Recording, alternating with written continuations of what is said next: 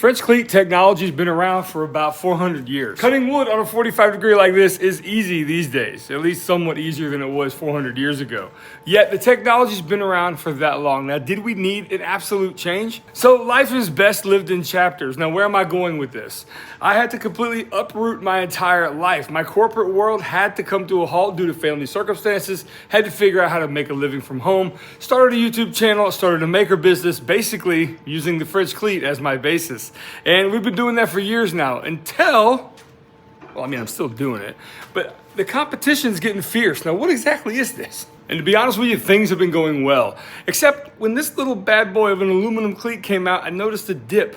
What's happening? Is the French cleat as I know it, and as this business knows it, going away? I don't know. I'm gonna show you in this video some various things I do throughout the week, and also I'm gonna tell you how I'm gonna combat, well, not really combat, but maybe compete with a modern day French cleat by still using wood.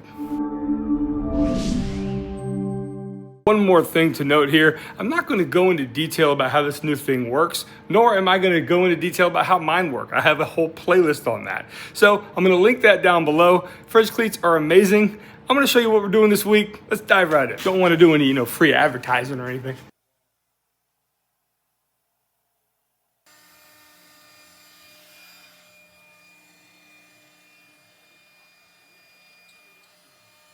Whew, all right, okay, another week.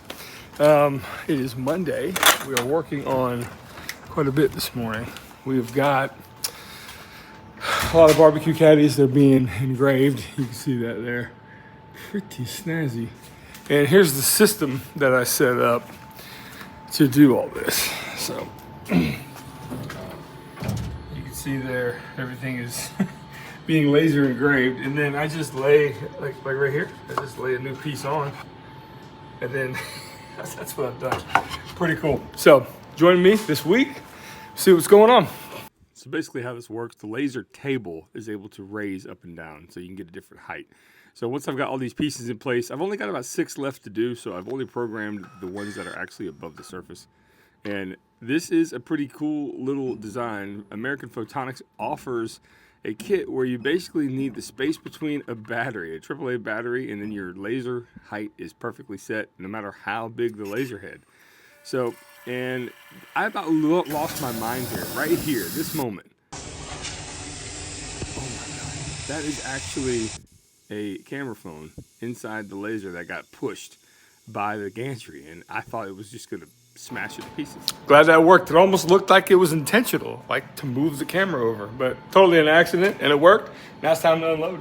So basically I can just now pick a bunch of these up at once, and pretty easy. And now it's time to unload. I find this method a little bit better than loading up this cardboard template every single time. This is typically a little bit easier for me. You can see the cardboard template takes it out, and I got to put another one in to carve the back of a rocking chair. Didn't show you too much about this. You saw it a little bit in the beginning, but you can see here that what I've represented in cardboard is now going to be represented in wood, and I darkened it up on the second pass and looking pretty good. So to give you some context here on what exactly I'm doing, this company, Garnica, I've worked with them in the past, and they have actually asked me to make their conference goodies. In Raleigh, North Carolina in October, there's a woodworking conference or a plywood conference, something going on with wood. And they've asked me to put some things on display there, so I'm making a couple or 3 rocking chairs and also those barbecue caddies you saw me making earlier. Those are all going to be given away at this conference. And this sander here from Surf Prep, this 3x4 foam sander, really does polish up these edges really nicely, almost creating a small bevel on the edge as well because of the foam. Pretty awesome stuff. Now you're going to see me packing up these barbecue caddies here. I'm going to wrap them up in cellophane. I'm going to put a note from the CEO that's signed as well. And we're going to go ahead and put these all in a massive box to ship them up to Raleigh, North Carolina. They've ordered 50 of these barbecue caddies. However, only 15 need to be mass shipped to the conference. The other 35, if that's the right math, I think it is, are going to be shipped individually, and I'll be doing that next week. You know, this air cushion machine, say what you want to about plastics and this, that, and the other. And, it's fine, whatever. I don't use it very often. I use a mixture between this and actual crafts paper. But when you need it, it really does come in handy. And to reload it is pretty simple. I'll just show you that process now. I don't know if you've ever seen this on YouTube, but why not? You basically take the tube that the air gets thrown into, and you need to cut it because you need to start that cut because there's a razor blade inside there. Then when you get it installed into the sleeve, you hold down this button here, which is the play button, and it automatically feeds it and gets it ready. Once the temperature of this machine gets up to around 162 degrees, it's ready, and it fills it with air, and then it seals each pocket individually. Pretty cool. So that first package you saw me do, well, I just kind of crumpled up some paper in there. It was kind of a rustic design. Yeah, no, we can do better than that. So I'm going to take a sleeve of craft paper and fold it over, giving a nice experience for the user when they open this thing up. And I'm going to go ahead and put some tape on this. This is pre-gummed tape coming from the machine. Now this thing here, this is important to me. Make sure the actual edges of the boxes are all the way in. And here is the company's logo. I'm going to brand this box. You know, kind of less is more. This is pretty simple, and it gets the job done. You know, I predicate this channel a lot on honesty and what happens. So, yeah, what a bonehead move. You see that sticker I just put on that box to make it look somewhat branded? This entire box right there doesn't have any of these on the boxes there inside. I did it wrong. So, gotta take it apart. Glad I caught it. Well, I know what it's like to undo the tape I just did, and it was lovely. All right, back to it. Getting all these things packaged up the correct way this time. Challenge the ordinary, which, you know, apparently I'm challenged.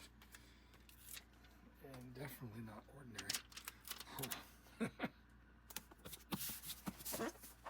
So, and the point of these weekly kind of vlog videos and what we're doing is because people call all the time, and they need me to do things in there. And that's what we're gonna go do. Here's a little snippet. So one of the cool things about putting yourself out there online is that locally people find out that you have these machines and they want to come source them with you. So, and I get this kind of stuff done every week. Somebody comes and brings a cutting board or a project or something, and it's quite nice. I just want to give you a little insight into it. So it's already rained on this thing, but I didn't get much footage of me actually building these rocking chairs, but here they are. Sorry for the mess of it all, but they're pretty nice, and that's what you're going to see me pack up now. Want to see something crazy? Am I getting it? Am I filming it right? Woo-hoo!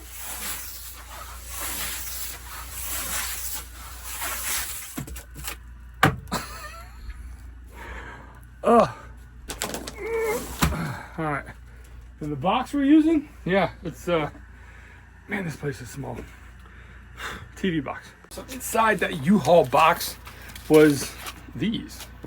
So, and they kind of just go around, I guess what was supposed to be a TV. This is a thing to pack a TV, so not too bad, right? So yeah, your local U-Haul or any type of moving supply place usually has TV boxes that, you know, basically if you throw your TV box away, you can go buy another one in case you're moving, move it easily. That's what this is. There are 3 complete rocking chairs in this pack. It weighs about 82 pounds, and we're gonna ship it off via UPS in one of these. I'm gonna tape it all up. I'm not gonna bore you with that process, but there it is. Now I'm gonna load it back up, put it back in the shop, and then ask my UPS guy to come on by, and here you go. And here they are. I mean, it doesn't seem like all that much work when you look at it just like this, but this TV box was kind of a pain. And quite frankly, I'm glad to get this done. In fact, my UPS guy just texted me and he said, I'll be back there in 10 minutes. So I'm just gonna hang out.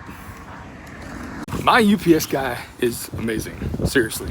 Thanks, Pat. Those were only 15 for the conference. I still have 35 of these to pack individually and ship off to customers too. Now, let's go make some cleats. One thing that's always been a priority to me is using the highest quality plywood I could find. In this business, I think the unboxing experience matters. I'm gonna cut these cleats out of really awesomely A-grade, no knots, no voids, book-matched maple veneer poplar core plywood. That's a mouthful, I know. But a lot of times I've seen other businesses try to sell cleats. I've actually bought wooden cleats from other businesses I've seen on Facebook and online, and they don't use high quality wood. It's like nobody thinks to spend over $120 per sheet when making products like this, but you have to. In order to give your customer what I think is the best experience and the quality, you're gonna have to pay up for it. And so if you look on my website, you'll see the prices I think are pretty competitive. But the reason being is that I'm using the highest quality wood possible. So with the saw blade tilted to a 45 degree, we are now going to cut these cleats dead in half. If you set your measurement up correctly, when you make this cut, and yes, I am cutting this by hand without push sticks, and I'll get back to that in a second. But if you make this cut perfectly, the tips, when put up together, the peaks will line up exactly. Check that out. Now, back to this business of cutting these things by hand instead of with a push stick or some type of a guard. Now, I know this process. I know this saw, and I've done this 100, well, I've more than that. I've probably cut 10,000 cleats over the past 5 years. So, all that being said, I'm comfortable doing it this way. If you're not, I completely understand. And maybe, just maybe, this process is a bit precarious. Maybe that's why they sell, because people don't want to do this themselves. So, of course, they're going to be on the website, and this is extremely good quality wood. And I do take steps to make sure that the quality is there. Now, speaking of which, these peaks, these edges are extremely sharp. You can actually break them off with your hand. So I think it's always advantageous to trim them up, give you a better experience as a user. I mean, this is the way I do it, so I figured why not pass it on to you. Extra steps mean a lot to me, okay? Especially when I order things from other makers. I'm gonna show you this in a little bit. I ordered a new shifter knob from a guy in the Netherlands. It took about 2 months to get here, but stay tuned, it turned out beautifully. Anyway, you can see here I'm taking off that tip just with the width of the kerf, and now we are good to go. Looking good. A couple more steps I need to take is to sand off the burrs and the edges, making sure you have a nice experience when you unbox. If you've ever unboxed anything from me, I would like to know in the comments, hey, yeah, I don't think there was any cat hair in it, but tell me, how was the quality? So Franklin, AKA Franks, we call him, my daughter's birthday gift this year. He has been a mainstay in the shop and shed with me since he's been around. He is such a cool addition. Love this little guy. You know, even amongst all these cleats I cut, as you see here, whole massive table here, some already in the shop for the shed. Got these going here, along with, you know, just whatever. I do come over here to the CNC, and I use it as a workbench to assemble what I call the fully assembled jig. Check it out. This Boss Dog clear dry glue has quickly become my favorite go-to for this process. And basically, I take all the parts, I run a line of glue down the middle of the joint, and then I fold that joint in half, creating a glue surface everywhere I need it. And then I tack it in place with a brad nailer as long as my air compressor is working okay. And I got it all fixed up, and now we're good to go. So, like I said, 40% off these things. Because I've been in business now for 4 years, I thought I'd give my flagship item really the respect it deserves and try to get it in as many shops as possible. Basically, it turns any sander into a hands-free, upside-down precision sanding device. You can get it at aglimpseinside.org, and that's what the fully assembled version looks like. This is going out to a lucky customer, and I appreciate it. I mean, the company's nice, but it is getting a little out of control there, dude. Let me slide you over here for a second. My goodness. If you have cat allergies, I do apologize. Maybe I need to put that as a disclaimer. I mean, I'm really just kidding. That was only that one package that he was up there on. But either way, every order comes with a exclusive sticker that you can't get anywhere else of the AGI logo. And I appreciate everyone's support. You guys are amazing. So the parcel box is getting full. You guys have really come to bat for me on this new sale here for the orbital sander mounts, and I really appreciate it. So this video is coming out on a Saturday. It's a weekend. The sale's still going on this weekend. It ends Monday. I'll put the dates on screen, but 40% off because I've been in business 4 years for my flagship item is probably the best deal I'll ever offer, and only once a year. So take advantage. Also, don't forget to check out the fresh cut French cleats on the website as well. Everything's linked down below. You guys are absolutely amazing. Thank you so much for the support. I do continue to use the highest quality plywood possible, and I hope you guys enjoy. Well, now as for those pesky cleats that I'm making, well, Wait! Right here. Hi. All of this goes to help support all of this. I mean, the backyard's a mess, but it's real life here. So the orbital sander mat's on sale. The French cleats are for sale. I think using the new maple that we've got in stock is the best high quality item you can get. And check them out. All right, say bye. Bye. Oh wait, look at Franklin. Yeah, I mean, why am I even showing this? He's drinking from a trash can lid. So really? cute. Really? It's so cute. I guess that's a glimpse inside for you. So, if you're still with me here, I'm going to show you this shift knob that I had a guy make. He lives in the Netherlands. His name's Roy. Company's called Sport Shifters. I'm going to link his Instagram down below and his website. It took a few months, but it's absolutely gorgeous. Check it out. So not only did he do a custom engraving for me at the bottom, this thing has been machined from high quality aluminum and beech wood, similar to the one in the Carrera GT. Porsche's probably best car they've ever made, arguably.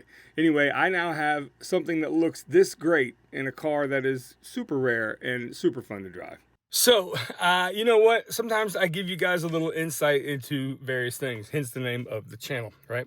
So this car, this Porsche Cayenne, has been received a little mixed emotions, if you will.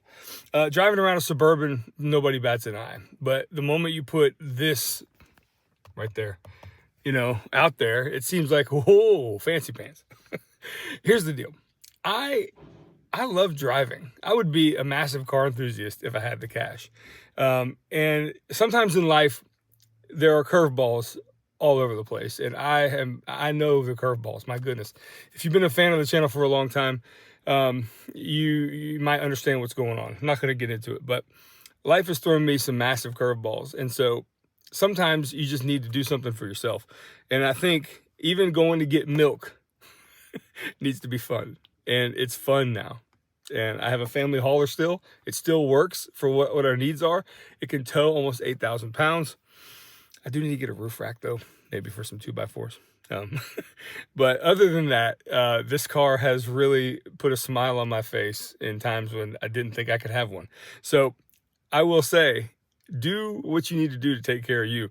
They say in life, put your oxygen mask on yourself first before you help the ones others in an emergency situation in an airplane. And sometimes things like this can be your oxygen mask. Y'all take care.